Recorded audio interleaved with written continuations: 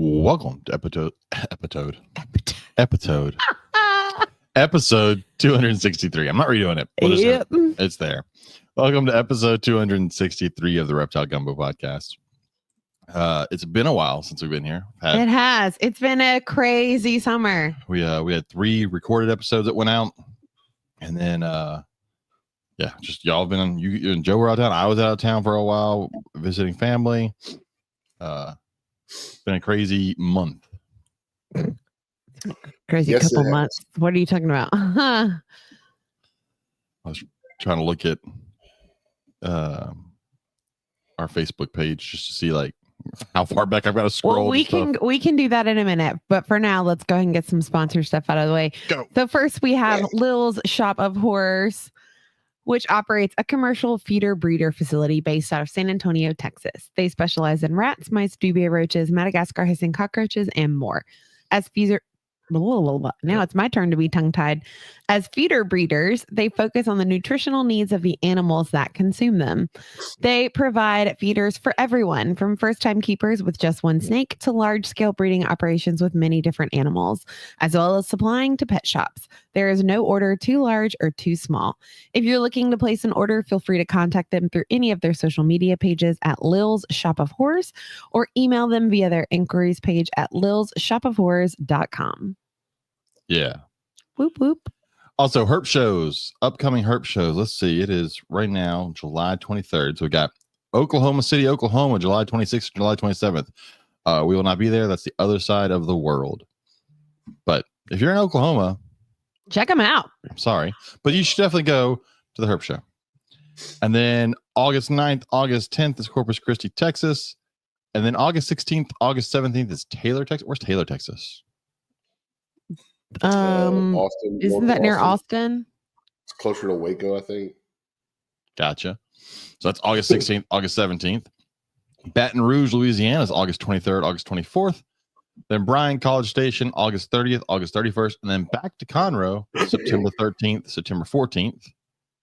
And then Stillwater, Oklahoma, September 20th, September 21st.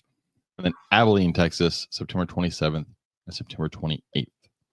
So go check out a herp show. Go get you some reptiles. Buy some stuff. Helps people out. People need to sell animals. I need to sell animals. I sold 2 animals. I thought you've sold animals though. I have recently sold two boas. So that's good. Also, if you need LED UVB light bulbs, because you need those UVB light bulbs for all your lizards or snakes or anything else, check out VivTech products and use VivTech light bulbs. Use code GUMBO22 and save 15%. I'm trying to think if we have anything that needs more bulbs. I need to put a different bulb on the. I was about to say something needs Chinese, a different bulb. The Chinese alligator. Yeah. Bulb on him. Taylor is 37 miles from the Leander show. Oh, so okay. that tells you the Austin show is 37 miles away. That's not too bad. Leander. Yeah. So that's the area that it's in. Hey, everybody in the chat. Got C Anal Side in the chat. Kyle's in the chat. Darren's in the chat. 8-hour drive. C Anal Side's going on an 8-hour drive this weekend to sell a beauty snake. That's a 8 hours long one drive. way or 8 hours round trip. Oh, that does make a difference. Does make a difference.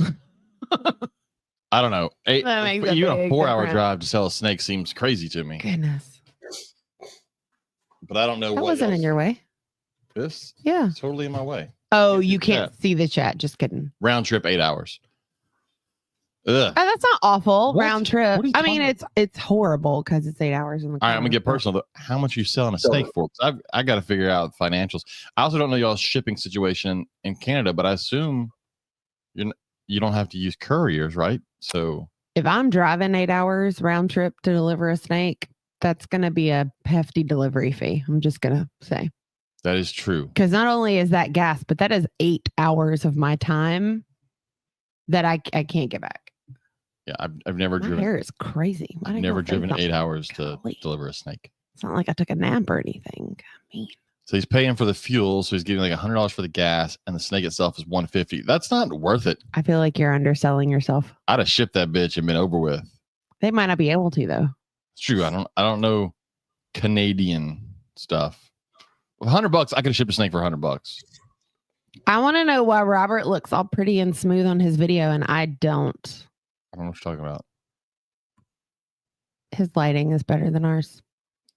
I have this like oblique lighting coming in through That's the probably what it is. filter through the curtains that I put up on this window so that it doesn't blind me while I'm sitting You here. look very good on your image on my TV screen, and I'm like, you can tell I took a nap. I feel like absolute shit. So I know. the listeners don't know that I have COVID again. I don't know if that's still a thing. Yeah, Robert has the vid. It's been kicking my ass the last couple of days.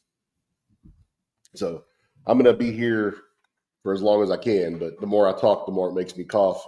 Right now, when I cough, it feels like somebody's punching me in the ribs. Because I've been coughing so much. CN also said it's $150 roughly to ship. That's crazy. Well, I think I think I can ship anywhere in the US for less than 150. It's crazy because 5 years ago it was like $40. Yeah, but he's playing with Monopoly money up there because he's in Canada. That's true. So that could be the problem. Let's see what we got going on around here lately. Oh, I hired somebody to help take care of my reptile collection. He did. He not only has he hired someone, but she has consistently worked for a whole week and received her $20 pay. I was impressed. So I thought she'd James, give up. that would be $110.25 in American at 150 Canadian. Monopoly money. Got it. Okay. Yeah. Really thought she was going to quit. I'm just going to throw that out there. So I hired my daughter to water my snakes. So she has to, the deal was they had to be watered twice a week. So she could either water on Wednesday, Sunday, or to split up the workload, she can water half on Tuesday, half on Wednesday, half on Saturday, half on Sunday, which is what she's gone with. And then she gets $20. Mm-hmm. So it does a couple things. It makes sure that they're getting fresh water twice a week. Multiple people are laying eyes on snakes throughout the week. And she makes $20 and I don't have to water them. That is true. That is the most time consuming thing. It really is. It's just it is. watering. And this is going to sound horrible, but she doesn't really like to spend time with us because she's 14. So I don't mind if she goes in and works in that room because then you and I can spend time together, and we're about to go back to work and that means we have no more free time. So I will take all this time we can get together. I don't want to go back to work. Hey, I got to step off for a second. Hold on. I got to answer this. No, you're fine.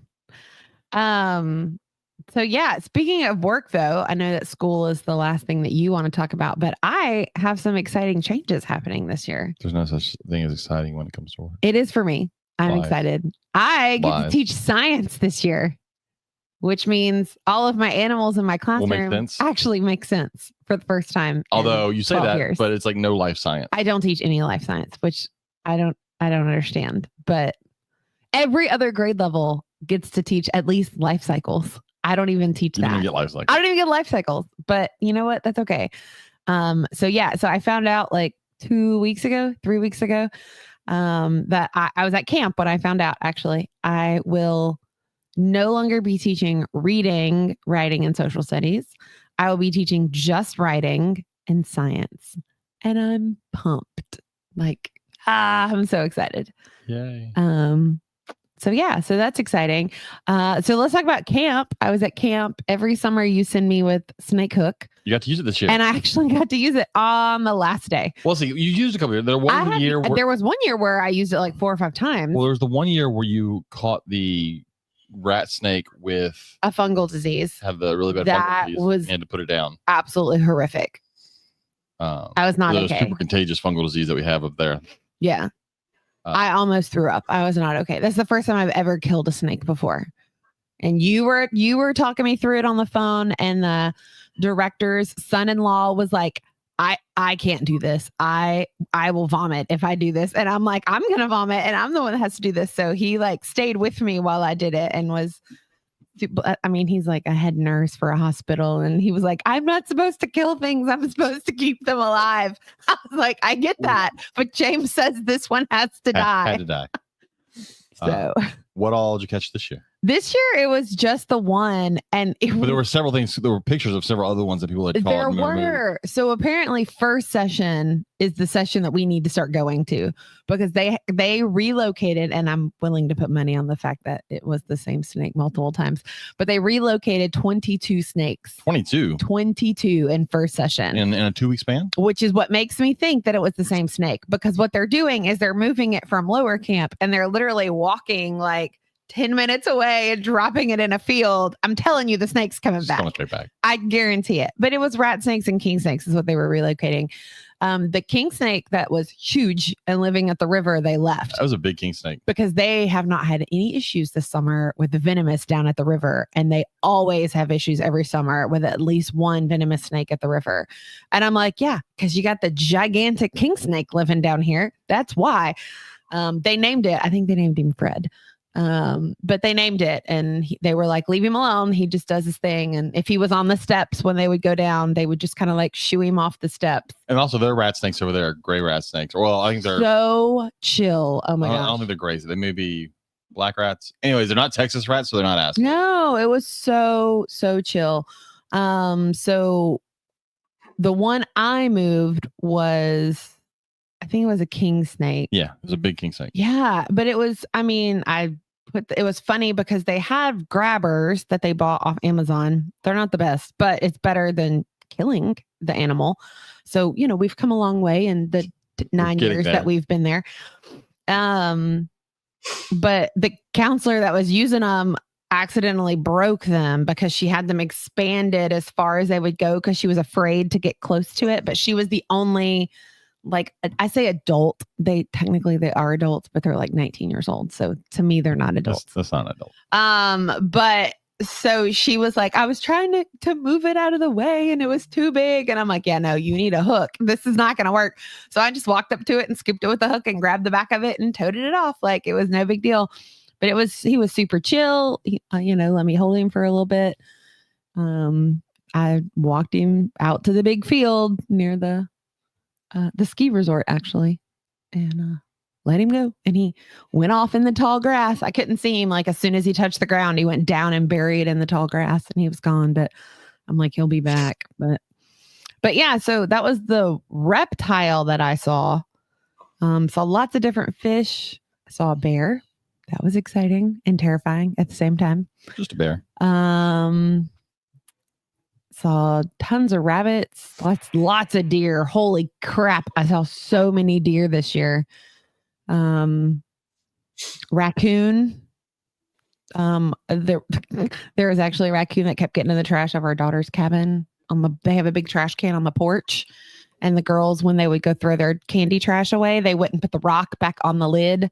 So he kept getting in their trash can. But in the bear getting in the trash. Yeah. One of the counselors was like, let me throw Cheerios and try to get him away from the porch. Yeah, feed him. I'm like, oh my gosh. Feed him so he comes back every night. Again, that's 19, not an adult. So, but there's that. I didn't see the groundhog this year. Normally there's a groundhog. I know he's still at camp because someone else saw him a different session, but I didn't see him this year. I did see a chipmunk, which I thought was kind of crazy for chipmunk. But in North Alabama? Yeah. Oh. I did see wildlife in wildlife. It was so weird. I know. I don't normally I see those. Groups. Well, chipmunks are like all over the zoos and like DC and stuff. Like, I'm used to seeing them up north, but I mean, they have a large range. I don't know. I mean, we have timber rattlesnakes here and they have timber rattlesnakes in Pennsylvania. That's true. The one thing that I was super excited to see were all the fireflies, though, because last summer there was a big article that came out and talked about how the fireflies were becoming endangered and the numbers were dwindling, and we didn't see as many last year. There were a lot of reasons to it. One, it was pesticides and all, but then also light pollution. Yeah, was a big issue with firefly reproduction because they require the lights to be able to communicate. Yeah, light pollution so bright that. Well, even last year, we didn't see as many at camp as we normally do. And this year, like, when I left the office at night, camp had already shut down. So it would be like, 9:30, 10 o'clock. I've never seen a firefly over here. Robert, do you remember seeing them growing up over here? Yeah, we have them. I see them every year. Okay, I never see them here. Well, where we are, you're not going to. Because you're in the city. You're not going to see them in your neighborhood. We're not going to see them where we are. But it was great because I could literally sit on the porch at the office and just see them all over the field. So that was really great for me because that's But then you need a jar with holes in it so you can go catch fireflies. Well, I did have a camper come up to me one day during the morning snack shop time, and she goes, "You know a lot about animals." And I said, "Yeah." She goes, "What do fireflies eat?" And I said, "Whatever you have it in, you need to let it go." Like I didn't even answer the question. I would assume it's plant I've known nectar. this kid for a couple years, Yeah. and no, I was like, "No, ma'am." I said, "Whatever you have hid it in your cabin, go release it right now, and then come back and get your ice cream." She left and came back and got an ice cream. So hopefully the firefly made it because I'm pretty sure. Holy shit. Pretty sure. I would imagine it probably eats the bugs. It does. It's carnivorous, I bet. As a baby. So the larvae are predatory, eating typically snails, slugs, worms, other insects. The adults have a more varied diet. Some species eat nectar, pollen, and even other fireflies, while others don't eat it all as adults. Okay, I was not picturing. What's their lifespan since you're on the website? On the website, on the Googles? Yeah. It's warm in here. That or I'm having hot flashes. It's both. I'm having hot flashes. Leave me alone. 61 days. 61 days? That's all they live for? I mean, that's 2 months. It's pretty good for a bug. It's a long time. Well, I guess so for a bug. You're right. Anyways. So yeah, so those were my animal adventures at camp. So I don't really have any animal adventures. I'm trying to think if I did anything. I don't know that you did anything animal related. I got a new snake. You did get a new snake. You shipped out some snakes, so the snake math works for me. I shipped out 2 snakes. And only got one. The one was free, so it doesn't count. But it's still a mouth to feed. That's not how math works. That's 100% how math works. I made one step closer to being a famous ball python breeder. Oh my Lord. It is really pretty though. It's in my closet. Thanks to our buddies Jeff Frederick and Dr. Travis Wyman, because Travis had Jeff's and Travis had it. Now I have it. But I've got a big old pied female ball python. Oh, we did get a new lizard.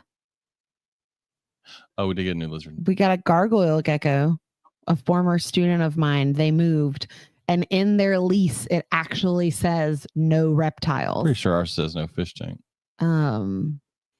And so the mom called me. Kyle, we did not just get back from the cruise. The cruise is in October. Yep. But the cruise is paid off. Whoop, whoop. It's paid off, and I am ready to cruise in October. And not have to worry about shit for a week. 5 days. That's a week. Okay. It's a business week. It counts. Alligator's growing. Alligator is growing like craziness because and he keeps all he wants to do is eat everywhere and then shit on top of his platform, which smells up my kitchen. Yeah, if he would just shit in the water, which has a big ass filter, it'd be He's fine. on my shit list right now. Well, his shit is on the rock right now. And smells horrible. Yeah, I gotta wash it off the rock from today. So he's growing. Like crazy. I think of anything else animal wise besides me being a big famous ball python breeder. The only other positive, even though you refuse to acknowledge positives around school starting, there's no positive to school. All the class animals get to go back to school. That is a positive because Lord have mercy, they take. I've got in my house currently now much space. I have a gargoyle gecko. I've got a guinea pig. I've got a leopard gecko, a crested gecko, fat tail gecko. Not a crested gecko. No, he died. He did. Bearded dragon who keeps eating a ton. Box turtle. The bearded dragon is just as bad as the Chinese alligator in the sense that you walk in the room, although the blue tongue did the same thing a second ago. You walk in the room, and if you don't immediately come over and acknowledge them, they're on the glass. They're trying to get your attention, and they just want food. It's ridiculous. The Chinese alligator will come up to the corner of the tank and then start smacking his head against the... Oh, I'm afraid he's going to give himself a concussion. He just starts beating on the glass with his face until you put food in there for him. It's ridiculous. He's kind of annoying. Kyle said, did you see they're selling Chinese gators in the UK? Yes, I did. Our buddy... oh, shit. I'll bring you something. What am I doing? Give me your phone, or just verify. Why did I just forget? Y'all gotta help me out here. Netherlands. Jack, my brain is. I think about him every time I make grilled cheese because I use my favorite pan. Oh, I don't know why the pans he gave us are so great. they're cheap too, but they are they're great. only like $10 from Walmart. It's ridiculous. They are great pans. But Jack sent me a thing showing me that they were selling. I think they were like 7,500 euros or something. Yeah. Or 6,500. But it's worth it. I told Jack you should buy one. So Canal Side Exotics asked if he was still in Croc Chow. So when he is attacking the glass, because we've already fed him for the day, we drop Croc Chow in there for him. But he gets chicken hearts. He gets whole mice, shrimp. I haven't done fish in a while. No, because he stopped. Like the last time we fed fish is when he went on like his hunger strike and he just like stopped eating altogether. Yeah. So I'm kind of afraid to buy. I like the chicken hearts because they're like pill pockets. I love when I go calcium pills down in them. I love when I go to the counter at the grocery store and I'm like, excuse me, can I have 4 pieces of shrimp, please? And the lady just looks at me like I've lost my mind. And I'm like, just 4. Thanks. 4 shrimp. But I mean, you bought 4 containers of chicken hearts the other day and we were getting all kinds of licks. It was, yeah, I'm sure they run out at HEB. They'll run out of chicken hearts and they don't get them for like weeks. And so I've started buying all of them when they have them and throw them in the freezer because I've also found that not only does he eat them, the box turtle likes them. Oh yeah, I need to try to cut it up into small pieces and see if my bearded dragon will eat it because I'm sure he will. The corn snakes love them. Mm-hmm. Some of my Sambos will eat them. The pine snakes. Oh, so my big pine snake. I fed her 2 bowls of chicken hearts the other day. Because pine snakes are nest raiders, so they eat a lot of small items at one time. And I just gave her. She's recovering from all those eggs that she laid when she was supposed to be a boy. Crazy stuff. So I gave her 2 bowls of them. They eat them out of the dog bowl. That's how I was to feed some of the corn snakes. Like our old corn snake, because he's blind and kind of crazy. I'll just give him a bowl of chicken hearts. So he is old though. Those of you out there, I need to thaw out the chicken drumsticks that I have because I feed those to, like the big boas. They ate them, even though they looked kind of eating them. We have 0. Well, I say we have 0 plans this weekend. You and Robert have plans on Saturday. We do. We have a 3D show on Saturday, 3D print. But other than that, you have Saturday. 0 plans this weekend, so you could thaw out and feed. I gotta feed pinkies tonight. Okay. I didn't do it last night, so I gotta try and feed baby Samboas. Okay, you can do that while I go for my walk. I did have a customer that I sold a Samboa to at Conroe. She contacted me a couple weeks afterwards, and her Samboa wasn't eating. I was like, ooh, mine ate. And she tried all the things, and they weren't working. I was like, crap. But then she messaged me and goes, looks like he's about to go in a shed. I was like, that's it. Wait till after he sheds. As soon as he shed, she messaged me the next day. He shed, and then he ate. I was like, oh, perfect. Good. So that does happen. We don't have a guest tonight, if I had noticed. We are in the process of trying to line up some guests for the next several episodes. We have one next Wednesday. Oh, we do? We do. You confirmed? Okay. I'll be getting a question probably by the end of the day Friday, she said. Robert, we have a show next Wednesday. Yep. Okay. I asked her if she wanted Tuesday or Wednesday. She said Wednesday was better for her. So cool. Yep. Do you want me to tell who it is? No, because it'll mess up and then we'll be screwed. Okay. Old Seattle says, dang, I'll have to try it with my corns and kings. The kings love the chicken hearts. I feed our Mexican black king chicken hearts and I feed the speckled king. Both of them love them. It's so fun. Actually, I have 1 out of my 4 rainbow boas that will eat chicken hearts. I've got a carpet python that will eat chicken hearts. Like I said, the Sambos is weird. It's not across the board for a certain species. So like I do have 1 corn. Our daughter's corn snake will not touch chicken hearts. That's funny. At all. Whereas the other corns go crazy for them. You think it's an age thing because it's a younger corn snake? No, the same age as my corn snake. Oh yeah, you did get one at the same time. But like after around the 2nd or 3rd heart, I know the carpet has done it, the rainbow has done it, and the kings have done it. They just at that point they just open their mouths and just like you just put it in like a baby bird. Basically, they don't strike anymore. They weren't striking. That's funny. They would just take you just kind of put it in there. I did feed pieces of chicken heart to my rubber boa. The rubber boa liked them. The house snake likes them. I need to do that. I need to cut it up because I bet the redfoot would like it. Yeah. And the bearded. The redfoot does like it. I don't cut it up for the redfoot. I just give her chicken heart. Just give her. Well, she's good size. So yeah. Anyways. Maraschino.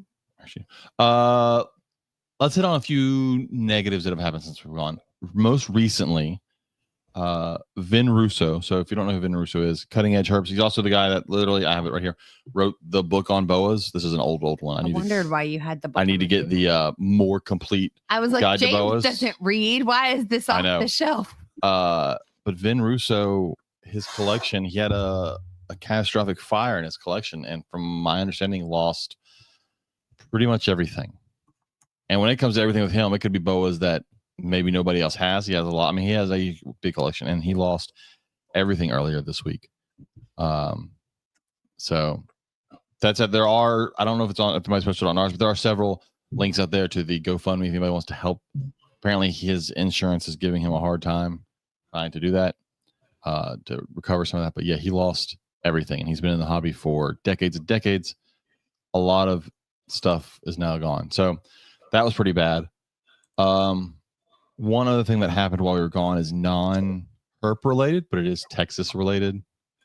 And it has been rough on my Facebook for the last month or 3 weeks or whatever. Mm-hmm. But the floods in Texas, you know, because you were at camp at the same time. I was. And the big story was the little camp where all the girls unfortunately passed in Texas. We had the floods. We had the huge floods in West Texas, West Central Texas, I guess, but the hill country.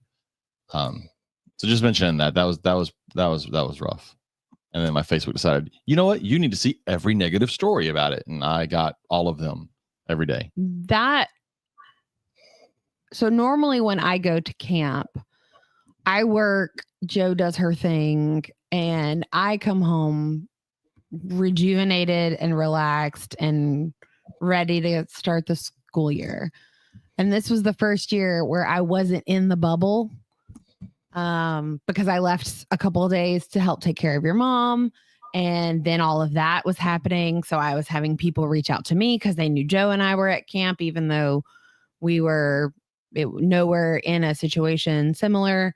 And so it was crazy. It was a crazy, what in the world? What are you doing?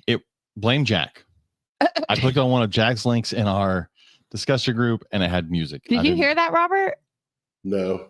Okay. Thank God nobody else. It was just us that was deafened by Jack's. I was like, what music. In the world is happening? So yeah, it was crazy. So where we are, Canal Side Exotics, we were not affected. We're like 3.5 hours away. Yeah, I got a lot of that from folks that aren't from Texas is a country. And so what happens in one part of it, it may not affect anything. We were far, far away from that. We barely even got any rain from any of that. It was, but it was rough. It was, there was unfortunately, a lot of kids lost in that. And then a lot of a lot of people that did the search and rescue are going to need mental help for years to come, from my understanding of what they saw out there. It was bad.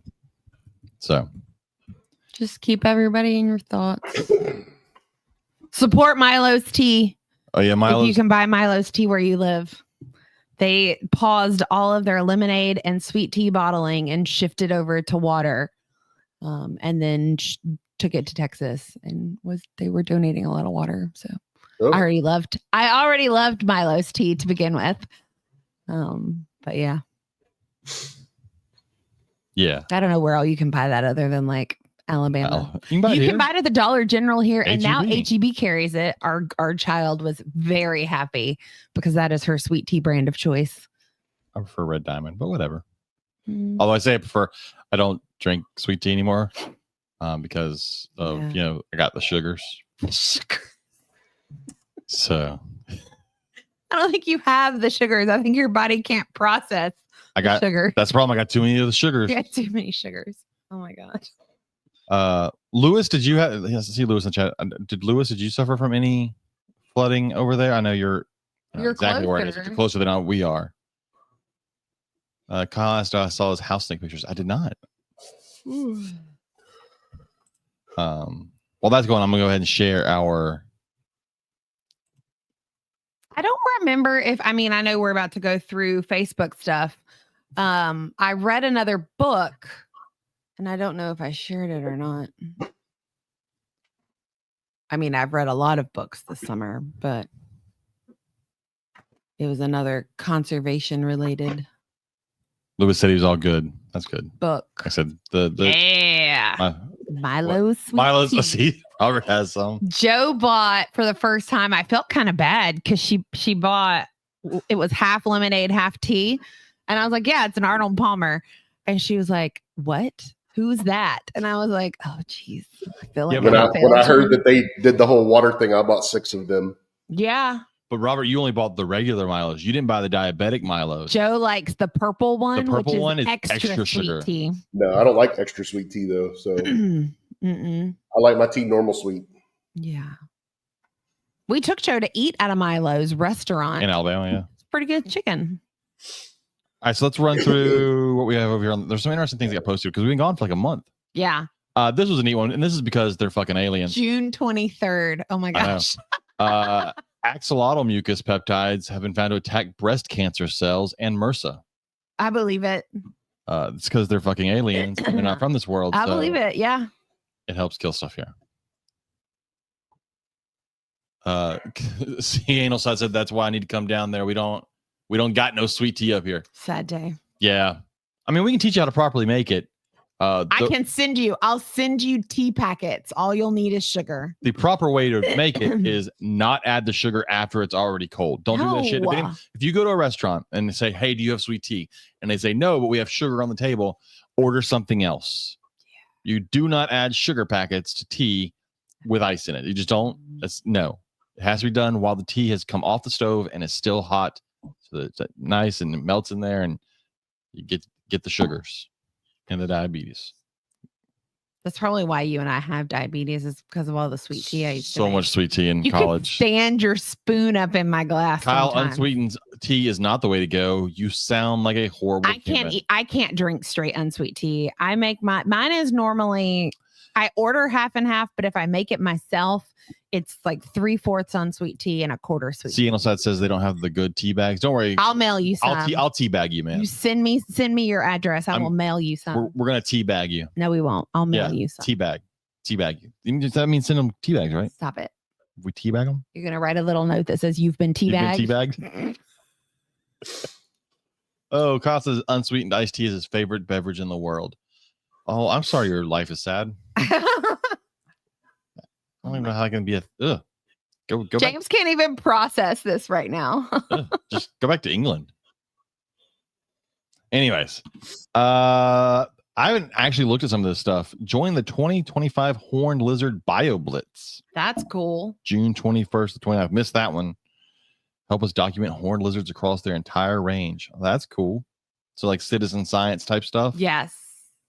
That's cool. Take photos only. Don't touch. Don't touch the horny lizards. Oh my goodness. Or the horny toads, which we'll call them. They're not a toad and they're a lizard. It's a very confusing thing. It's an odd name.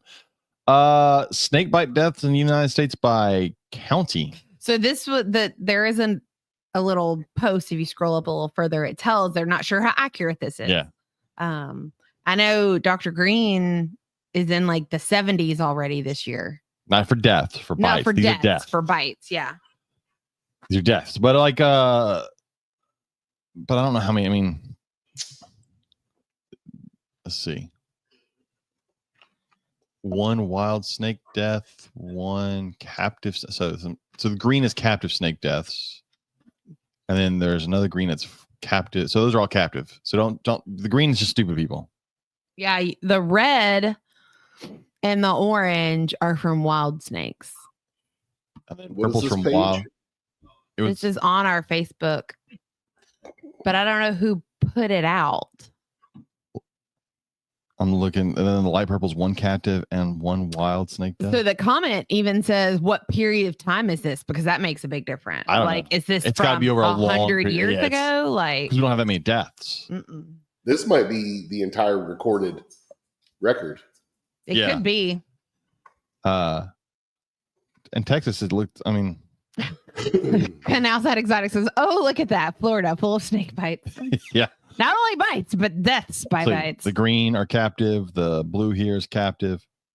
I don't. If they're dying from wild snake, that's got to be people just not going to. Get So help. I'm looking for this purple That's one captive and one wild. up Is here, that Ohio. Is that color? Okay. In Ohio. Sorry, I hit my microphone. I hit the spring and it like freaked out on me. Here's that light blue, which was 5 captive snake deaths in a small pocket in Kentucky. That's got to be snake handlers. That's got to be Pentecostals. Yep. In Kentucky? Yeah, when you get up here in the mountains, that's snake handling religious nuts who go, God will save me. So scary. So that is crazy. So anyways, that was an interesting map. I haven't looked up, but I would imagine all time because we don't have that many snake bite deaths. Because even like you said, Spencer Green was up to what number now? For bites in the 70s, like 75 or 76. That's just this year, and he probably hasn't lost any of them. So, here's a creepy fucking featherless emu.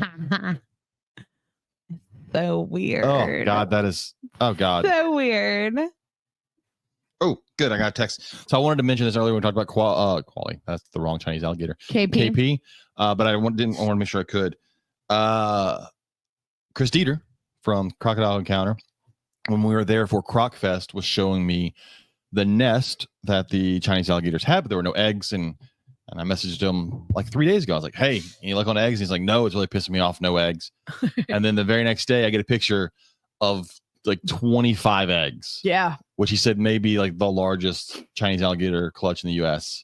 They laid eggs. So there are now Chinese alligator eggs. And on our calendar, there's like a 60-day reminder. September 19th is our reminder. Because I told him I desperately want to see baby Chinese alligators hatch out of an egg. Yeah. In person. So I'm looking at that map. I pulled it up finally. Yeah. Down in South Texas, there's one that says 4 captive snake deaths. That's Freer, Texas, where they've had a rattlesnake roundup at for years, and they had one of the guys get bit in the face a couple years ago and die. And he was at least the 4th or 5th that I know of that have died there in the last 75 years. They count them as I couldn't hear. Did you say they counted them as captive or wild? Captive. Because I was curious as to the rattlesnake roundups, if they'll count them as captive since they are wild caught snakes that they recently caught and all, even though it's in captivity and people are fucking stupid. Featherless emus shouldn't be a thing. That's fucking creepy as hell. Just so weird. It just, I like, as I said, the thing looks like it's ready for the oven. I mean, yeah, it cut down on time. It's so crazy. God, it's got like blue stripes on it. It's like it sunburns easy. Look at that. Like it just bless it. Oh. And then that one out in El Paso. It just wants love. That one out in El Paso was the kid with the no, that was in Austin. That was the kid with the cobra that he set loose in his own car. Oh yeah, suicide. That seems like the worst way on earth. How do I not know what y'all are talking about? That was a while back. It wasn't recent.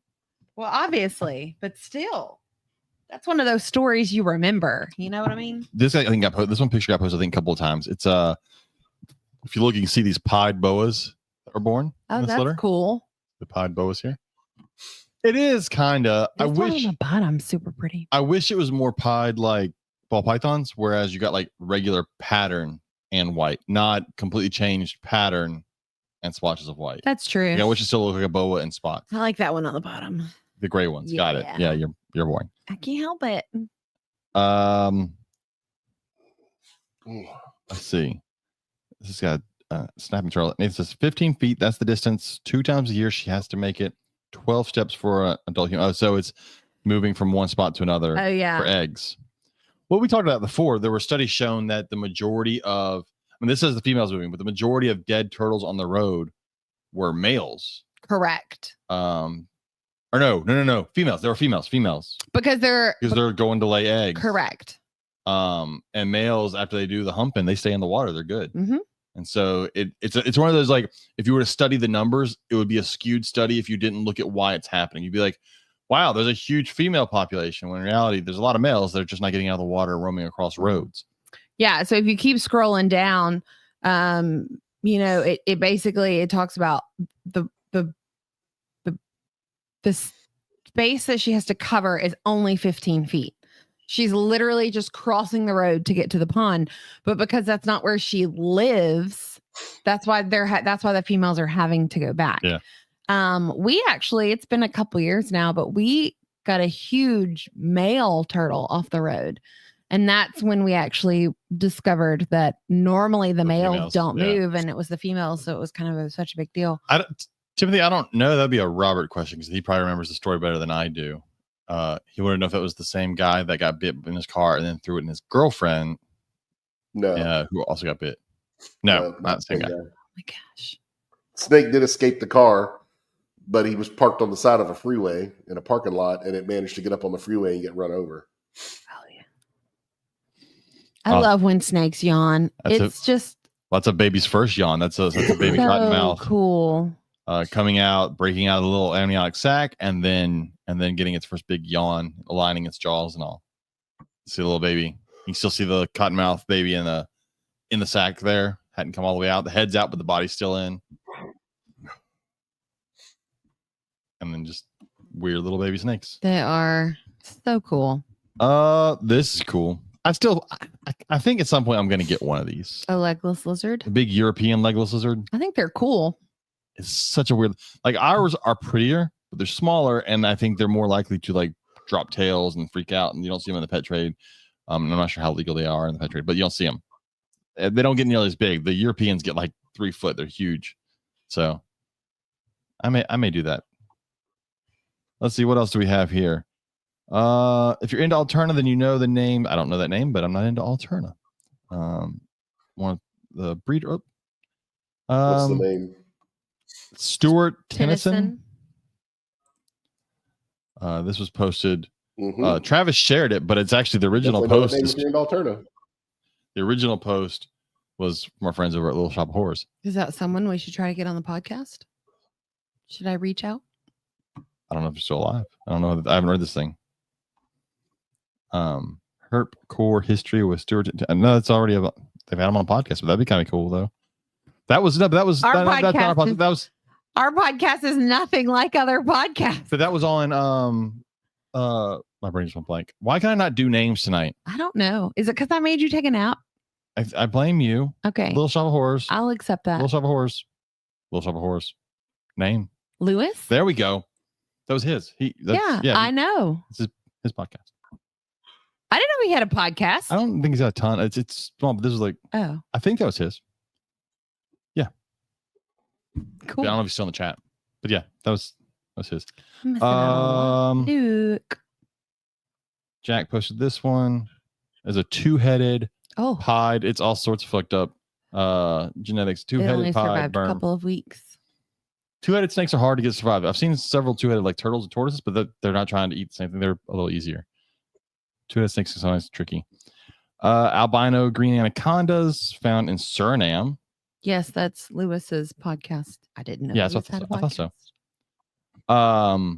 That's so pretty. I mean, I know we have albinos here because we've had Megan on, Megaconda. She has albinos. But they are pretty. Too bad they're green anacondas and they get massive. Hold on. What is Canal Side Exotic talking about? What? They're crazy to deal with. I had a few of them. Lizards. Oh, okay, cool. It's a super food aggressive. The ones I've worked with anyways. Yeah. That makes sense. The legless lizards. Okay, cool. I want to get some. This is cool looking. That is very pretty. Our first clutch leucistic hognose. Mm-hmm. That is weird looking. It doesn't look like a hawk, but it is. It's a weird little leucistic hognose. Robert, were you the one that sent me something recently? Someone had a bad allergic reaction to a hognose bite. Yeah. Yeah, a couple weeks ago, I think I sent that. And I told you that can't be true because everybody's telling me this is killing me. Every time I try to talk a little bit, it's like, yeah. No. Go get to feeling better. I'll be on next week. All right. All right, man. All right. Bye. What the fuck? Arresting a toxic disaster at the Cairo airport, trying to smuggle 300 snakes and a scorpion. I felt like it was important they add that in there. The 300 snakes wasn't enough, but they had to make sure there was also a scorpion. 300 poisonous objects. Where does it? I didn't get that far. Oh, including snakes and scorpions. Oh, look at the pictures. It's just like, yeah. Oh my god. Okay, first off, those are Burmese pythons here. So like those aren't. That looks like a corn snake. That is a corn snake. So the red ones are the venomous. So at least they were like, I saw a box of snakes. I thought it was like a box, but that's captive bred berms. Like that's hypos. Were they smuggling it into the country or out of the country? That's a big milk snake of some sort. Yeah. That's a corn in a sock. But it's in a suitcase covered by clothes. So like those were in socks. So let me read the actual thing here. It says arresting a toxic disaster at the Cairo airport. Trying to smuggle 300 snakes and a scorpion in one of the most dangerous smuggling attempts in Cairo airport. A Syrian customs officers managed to thwart an attempt to bring about 300 poisonous objects into the country. Bringing them into the country, including snakes and scorpions, which were hidden tightly inside a personal cargo coming from abroad. Sources have revealed that these creatures are highly toxic and dangerous, and the species that can pose a direct threat to the Egyptian public health and the environment. And they were dealt with immediately in coordination with specialized veterinary authorities. The passenger tries to pass the shipment as samples of scientific research, but the vigilance of the customs men and their extensive expertise revealed the hidden before it entered the country. Extensive investigations have begun to determine the motives of smuggling. Money, Mm-hmm. And the parties that could have benefited from this disaster. Anybody selling reptiles? First off, I doubt there were 300 venomous. Yeah, no. There may have been 300 total. Yes, but there's an entire box of Burmese pythons and a bunch of corns and milks and stuff. Yeah, these red things here are probably those are venomous, and they're sealed. So I'm just saying, take that one with a grain of salt. Granted, it's still smuggling. Smuggling is still bad. Don't do it, folks. Don't do it. Here is some weird leopard. Is that scaleless leopard? Jack posted it. Is it even found in the United States? I don't know. I'm not big in the leopard gecko scene. BC reptiles. It might be British Columbia, maybe. That's what I was thinking. Or maybe a name. I don't know. Weird looking leopard. They look scaleless. So I don't know. It's kind of neat though. Snake Days, statewide bio blitz. So is that another like citizen science thing? Probably. Travis posted that one. Say on iNaturalist.org. I don't do enough with iNaturalist. I need to start looking at it more and finding stuff. Oh, this is just funny. This poor keeper is desperately attempting to clean, and this sea turtle keeps swimming up like, excuse me, my turn. And all it wants is some scratches on its back. He's trying to mop the algae and stuff off of the flat platform there. And the turtle just wants attention. And it's like, excuse me, I'll take the mop. Yeah, it's all it just wants attention. And he like gives it some love and then pushes it on its way back into the water. And it's like, no, I'm not done. It's like our dog when you stop petting her. Old Seanals had said his friend had a pretty good reaction to a Western hognose last year. Hand swelled up like a football. They can't be true because everyone tells me that they're harmless. Oh my gosh. And no one tells people they sell them to that they can cause swelling or more damage if you're allergic to them. More people need to be aware that I agree. All Western hognoses are venomous. My biggest issue is like we have kids that'll ask us in programs, does it bite? And our response has always been, if it has a mouth, it can bite. It may not bite you. It may not be harmful when it bites you, but anything with a mouth has the ability to bite. And I feel like with that being said, we also need to be saying anything that has a mouth and the potential to bite you, you have the potential of having a reaction to, because I will be eaten alive by mosquitoes and it'll swell up on the side of my leg. You'll never get bitten by the same mosquitoes in the same place we are. Our kid gets bit by mosquitoes and it looks like somebody's beat the living crap out of her with golf balls. What I'm hearing is that all her problem with mosquitoes is your fault. Probably. Okay. But what I'm saying is different people have different reactions to different things. So, my mom is terrified of tarantulas, and my dad, oddly enough, was terrified of snakes, but he appreciated the importance that they had in the environment. I mean, getting off on a tangent. No. Okay. But my dad used to say it didn't have to be venomous to kill him. He would just die by proximity. So he obviously would just have a reaction no matter what. So, see, like, look right here. She looks like she gets stung by a bunch of bees after, the hog bite. Yeah. So The problem is everybody's body so many people. Different. The problem is there's a phrase that keeps getting used with hog noses that needs to stop. Mm-hmm. Everyone says that it's just like a bee sting, and then people go, "Well, I'm not allergic to a bee."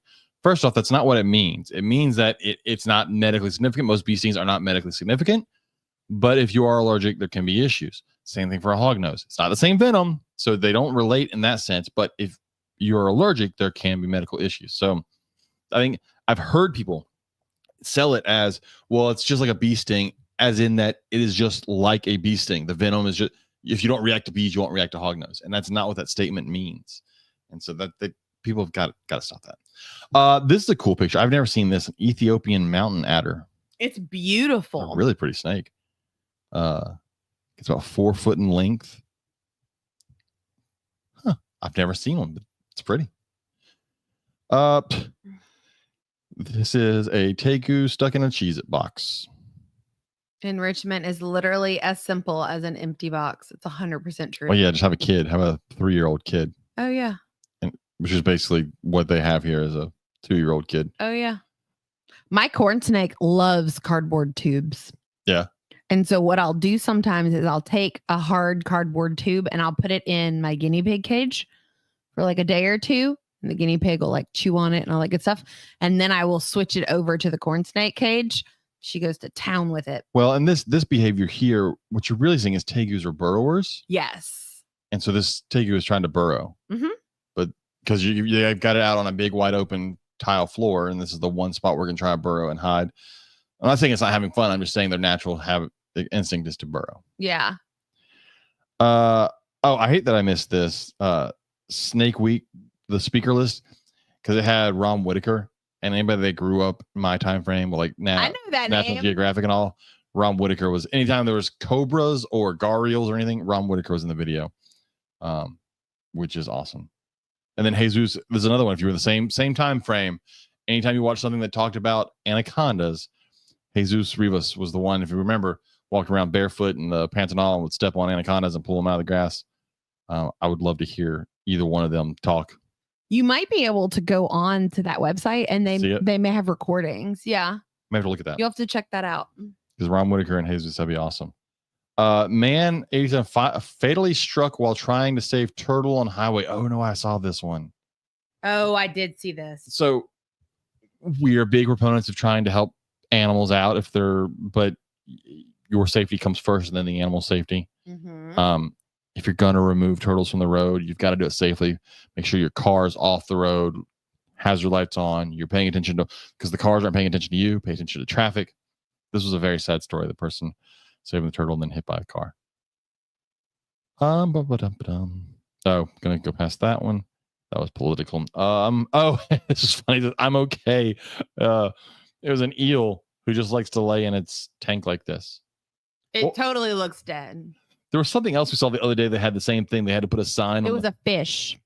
Was it a fish? It was some type of a fish that was upside down in the top of its tank. But I just love it. It's like, it's perfectly fine. Just lays this way. There's my $1 million snake. That's how I'm going to make my next million. My next million. I mean, I already had the first million. Oh, good to know. Yeah. Your other family getting that? Yeah, this is going to be your million. Nice. Your million's coming from this. Got you. Okay, good to know. When I sell banana pied ball pythons. I gotcha. Because everybody knows how expensive those are. But yeah, okay, cool. You know, it's crazy to me that I have the snake. When I got into snakes in like around 2000, 2001. Not only do you have it, but you were excited to get the ball python. This one. But what's funny is I remember like stories of like pieds going for like almost $100,000. Uh-huh. And now they're super cheap. People can't get rid of them.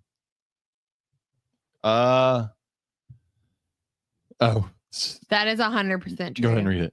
It says people say rattlesnakes are dangerous, but I don't know. It seems like they're just out here setting healthy boundaries and clearly communicating them. And if you still get bit after all, maybe you're the one who has some stuff to work on. It's 100% true. Yes. Don't hate the animal because you can't follow directions. I mean, they even warned you to stay away. They 100% warn you. A little white deer. Yes, albino deer. That's cute, I guess. Yeah. For a deer. And then someone shot it and put it on their wall. I mean, I'm sure it, yeah. It tastes the same. Oh my goodness. She had babies. Oh, little twins look like. Yeah. There's another Snake Week post. More Snake Week. Boas of the West Indies. That's cool. More Snake Week. This is all the same person. But thank you for sharing. Yes, for sure. Thank you. That's actually that. That's pretty cool. What were you? It's just a podcast where they're talking about. That's the person who's been sharing it. Yeah. There's a picture of Jose Rivas. Yep. Walking around barefoot in the pants and all. Oh, this was a cool one.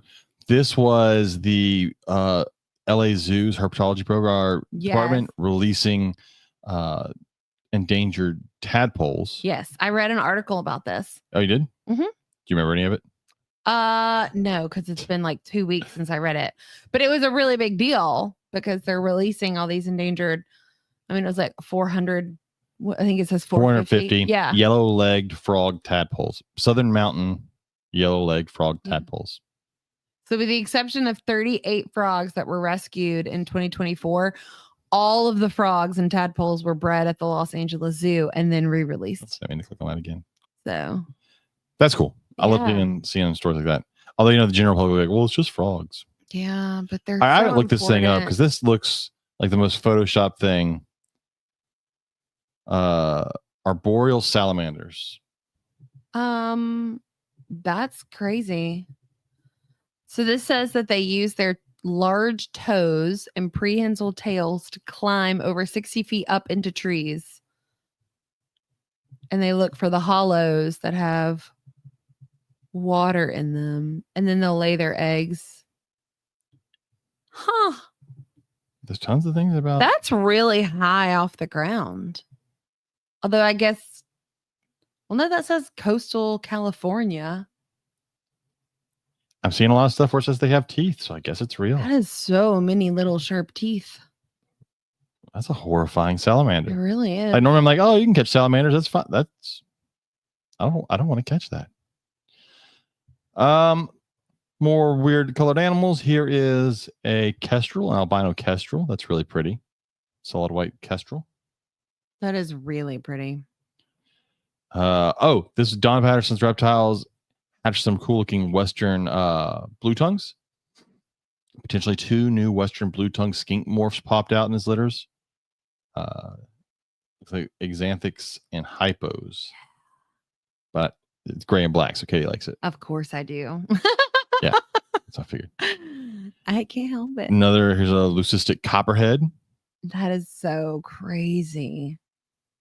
So many weird. Just the weird the pattern on its tail. Somebody, okay. What am I looking? Our rats are so elite that they're now TV stars. It's from Lewis. Oh, but I did not mean to click on it.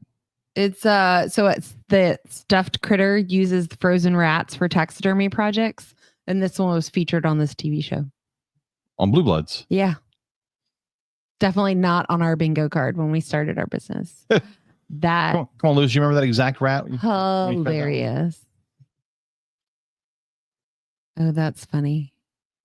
Another picture of those pied boas. This is a big ass retic in somebody's car. In Garland. Animal control officers captured a 15-foot python. Yeah, it was curled up on the engine because it was warm, I bet. That's crazy. Oh, here. This is for anybody that left in the chat here. Oh, yeah. So, did anybody comment? Yeah, there were a couple. Okay, cool. Let's go through them. So the thing was you build your own s'mores, and as camping people and as Katie as a Girl Scout growing, s'mores are nice. S'mores are a part of life. So you were given $8, and then the different components had different price values. So I'm pretty boring, but go ahead. The cheapest components were the graham cracker, burnt marshmallow, like burnt marshmallow, and then a Feastables bar, like Mr. Beast Feastables bar. I've never had that before. It's okay. It's good chocolate. That was $1. For $2, you could either get an Oreo, a raw marshmallow, or Hershey's bar. Of course. Traditional chocolate. For $3, a chocolate chip cookie, which doesn't sound bad. Toasted marshmallow, which I think is the way to go, and a Reese's cup. Which is amazing. If you've never done it, you should try it. And then for $5, The Biscoff, like the airplane cookies. Mm-hmm. They're so good. Joe is obsessed with those. A golden marshmallow. The way to go. And then Ghirardelli chocolates. It's too sweet. And so what you they put should together. have done is they should have put a roasted peep on here. Oh yeah, because that's good stuff. So $8 to put it together. What are you going with, Katie? I'm going with graham cracker, a golden marshmallow, and a Hershey bar. And that's my $8 golden right there, and a Hershey bar, which is exactly $8. I was going to go with graham cracker toasted and either a Hershey or a Reese's. So graham cracker and toasted is $4 with a Reese's, which would be $7, which really made $1 left over. The problem with the toasted is that the middle is not always warm enough and doesn't always melt the chocolate. I've spent many years making s'mores. Kyle says you need to try maple brown sugar Belvita. I like Belvita crackers as the graham cracker. Those are the ones that we buy for you. I like those. Yeah. I don't know if I want them for this though, but I'm not gonna lie. The idea of a chocolate chip cookie, so that's $3, and then a toasted, some is $6. Oof, and then I guess Hershey's chocolate. So I've used Chips Ahoy chocolate chip cookies before for instead s'mores. of a graham cracker. Was it great? It was pretty good. The problem in my mind, the problem was that the chocolate chips and the Hershey's were conflicting chocolate flavors. I get that, yeah. So for me, I just needed the chocolate chip cookie and the marshmallow, and I've done the same with Oreos. I don't really think I want Oreos as my cracker. The problem with Oreos is that the cream in the middle of the Oreo conflicts with the marshmallow. Something else you can also do if you really want to get fun is you can take that Reese cup and you can dip it in marshmallow fluff. Well, Kyle said normal Hershey's bar and microwaved mallow, so marshmallow fluff. No. A microwave mallow is where you put the marshmallow in the microwave. Fun fact, they will catch on fire. Our child did that one time. She owes me a microwave. Tim said burnt marshmallow for him. Chocolate chip would be interesting replacement for the graham crackers. Yeah. I don't like burnt. I do like, to me, the golden, my problem with the golden one on here doesn't have the crispiness of the black parts of the toasted one. Oh, see, I don't want that at all. And I like a little bit of the crispy from the toasted, but burnt is too crispy and then you end up with too much of a burnt charcoal flavor. So one of my favorite nights at camp is when we do s'mores, because it's the one night that I'm guaranteed to get a photograph of every single kid at camp. And I mean, you're talking 70 kids. Because at every kid, when they make their marshmallows and their s'mores, I get pictures of them. Yeah. I cannot tell you how many kids are like, sweet. They walk over, they immediately catch their marshmallow on fire and blow it out. So it's burned like that. But the problem is, if you don't let it flame long enough, the inside is still completely raw. I'm okay with that. Ugh. The outside is nice and warm and melty, and then I got that crisp. Toasted is probably my favorite. As someone who will literally sit and eat an entire bag of marshmallows, because marshmallows are one of my favorite things on this planet, I don't want it any way, shape, or form raw on a s'more. But I'm not gonna lie, that Biscoff cookie does sound pretty good as a s'more. So because it kind of tastes like a graham cracker, but it's more cookie-ish, and it won't not as cheap feeling as a graham cracker. So Josephine made s'mores dip in the air fryer. Yeah. And then she put it in the microwave when it started getting too solidified because it cooled off too much. Where was I for this? I don't know where you were because my mom was here. You may have actually been out of town at a 3D thing now that I'm thinking about it. Anyways, my mom and I come home and Joe meets us in the front yard and she goes, "There's no fire and the smoke is almost cleared out." And I was like, what? She goes, "I got the dogs outside as soon as the alarm started going off." All right, Darren, I need you to tell me more about this s'more French toast. Oh, that sounds amazing. It sounds really good to two diabetics. Yeah, especially one who's like 4 pounds away from her goal weight. But yeah, so that was how she found out that the 3 button did 3 minutes, not 3 seconds. Not 3 seconds, because she pressed the button and walked away. How is she smart? I don't know. Our friend Megan says she's a traditionalist. She would go with the graham, Hershey, and the toasted. Allison Harris said graham cracker, toasted marshmallow, Reese's cup with $1 left over to buy a burnt marshmallow snack. Nice. That's what I'm talking about. See, and I'm also one of those people where, because I know I have sugar problems over the last few years, I will eat all the pieces, But I am perfectly content with just having graham crackers and the golden marshmallow. I'm perfectly content with just giving me the giant Hershey bar. Yeah. Like I'm totally fine. Like I don't necessarily have to have chocolate on my s'more. I don't like eating s'mores inside. And I don't have to have graham cracker. Just give me the golden marshmallow and I'm okay. I don't like eating s'mores inside because it's a messy thing. So I like to be able to eat it outside. That way, if there's crumbs and everything, it's outside. We were so worried this year that we were going to have to do oven s'mores because we thought we were going to have a rainstorm that night, but it stayed clear and we were able to use the fire. But See, haven't you guys missed us? We're just talking about food here for 10 minutes. They're s'mores. S'mores are a part of life. I do want to try Biscoff cookies though. Darren, I'm going to need that recipe for s'mores French toast though. That sounds amazing. There's an Eastern brown snake. Look at that thing is coming at you. It's very warning. It's warning. Leave me alone. Leave me alone. See, and at this point, if you still get bit, that is your But you notice fault. It's not. If the person would actually back up at a normal speed, they would be out of it. And that snake, as you can see, that snake turns because finally the person's far away. Because it's So again, not truly chasing a person. Here's another episode of Lewis's podcast, and that's it. We're caught up. My problem is I don't listen to podcasts that much now. Like I need to, but since I have a podcast, I don't tend to listen to podcasts. We are massive. Look at us all over the screen. Crap. All our lids to our water jugs back here from the Miss King. There's collection of water jugs. It's okay. You can see all my books that I've got to get organized. We never did that this summer. Oh, I wasn't here. I know. I was gone too much. I'm trying to think. Not much else going on right now. That's about it. Mm-hmm. We hadn't done a show in a month, felt like. So I started working on your snake quilt a little more. Cool. I got a couple more blocks done.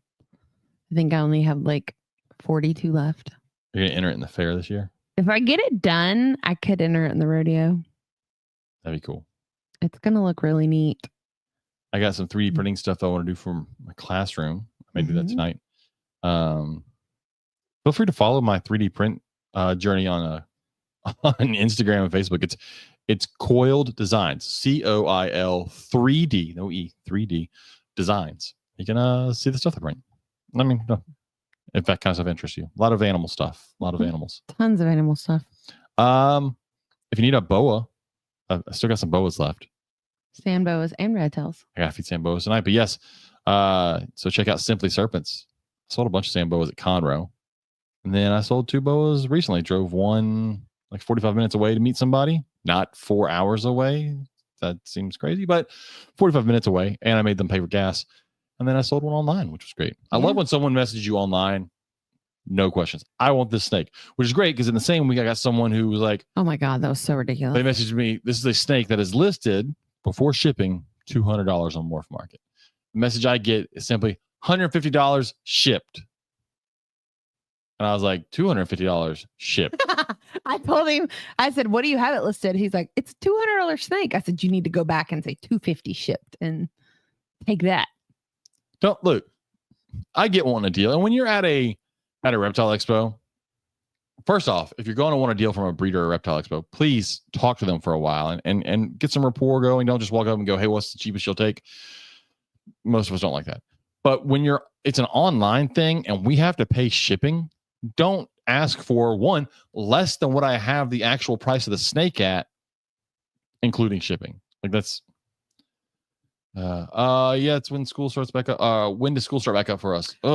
I have teacher workshops yesterday, today, and I have a teacher thing tomorrow, and then we start teacher stuff next Thursday. Correct. We are at work Thursday, Friday of next week, and the whole week after that. And then kids come that following week. Kids come on. Well, you and Joe start Monday. Yeah. I don't get kids until Tuesday because our district does a transition day. So pre-K and kindergarten will start Monday. 6th graders start at their campus on Monday and freshmen start at their campus on Monday.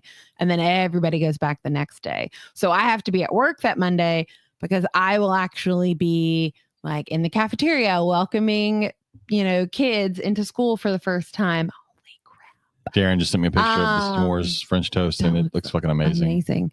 And then we help with like helping out in the cafeteria because for a lot of kids, they didn't do pre-K.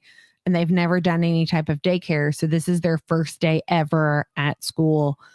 And then Last year, I helped with dismissal, and it was a lot of waking up children to take them out to their car because they fell asleep in the line waiting for their parents to pick them up. It was so precious. Kyle posted in our Discord his setup for his house snakes, and it's got a 3D printed little Tykes playset in it. That's fantastic. I print the Play School. Is it Play School? Whoever made the turtle sandbox. I've printed those before. Yeah. To sell with like Samboas, like lid and everything, little sandbox. I need to print those with a hole in the lid so that they can go in and out. But the problem is then it kind of depends on the size of the snake and it doesn't look as cool, I think. Mm-hmm. So, goodness. Anyways, I think that's all we got. Short show tonight. We will have a guest next Wednesday. We are. We're on next Wednesday with a guest, and next Wednesday we will have 1, 2, 3, 4, 5, 6, 7 less animals in the house.